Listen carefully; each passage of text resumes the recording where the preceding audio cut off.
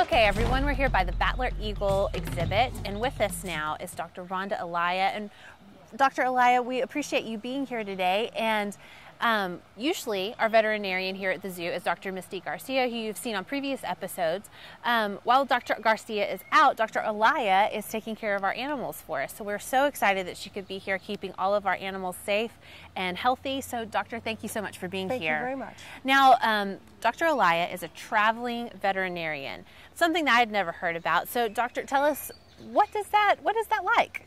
Well, I started out working in Idaho, and I've been there for 30 years. And then during that time, I worked 20 years at the Taufus Park Zoo with Mr. Gersonde, who is our director right now. I sold my practice 2 years ago, and I've always loved traveling.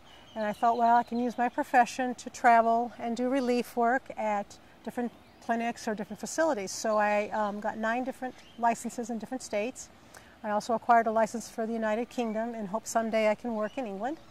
And I do relief work at local clinics for small animal clinics. And then I've worked at the Zoo Boise as a relief veterinarian and then came down here. And in the past, I've been involved with World Vets, which is an international veterinary association which does spay-neuter clinics in underserved countries. And so I've been to Ecuador twice, Peru, Guatemala, the island of St. Eustatius, and doing veterinary work. Sounds like you have so many passions and you've been able to combine them into this one perfect job. Yes, it's one thing that this profession has done. We don't have to stay in just one clinic and in one spot. Veterinary care is necessary all over the world and all over the country. I also work on sled dog races. I've been to the Iditarod, and we do sled dog races from Jackson to Park City, Utah. They need veterinarians to travel along with the teams and follow the dog teams along and take care of their health. So I've also flown down to in the back country of the Idaho and did horses at hunting camps and cattle down in a ranch down in Nevada.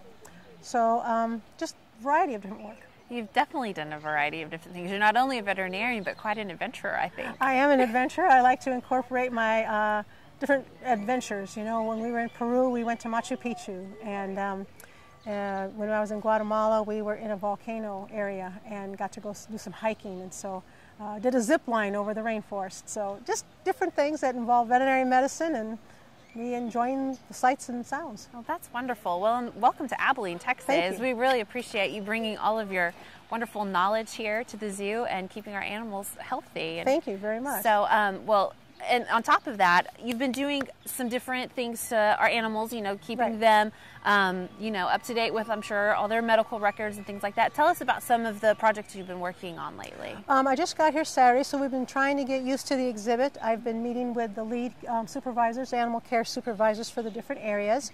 The Battler Eagle behind us was showing some lameness, and so this morning we took some x-rays and found that just like in people, she is an older bird. She has some degenerative arthritis, equivalent to what would be our hip joint and our ankle joint. And so it causes her to favor her leg.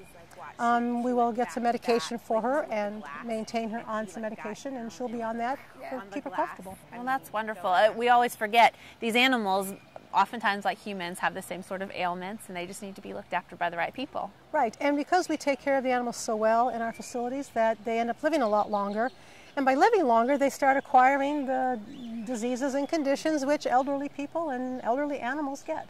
So we maintain them and keep them comfortable and give them the best life they can have. So we end up with eagles with arthritis, but yes, we do. We enjoy that. Yes, we do. Anything else going on?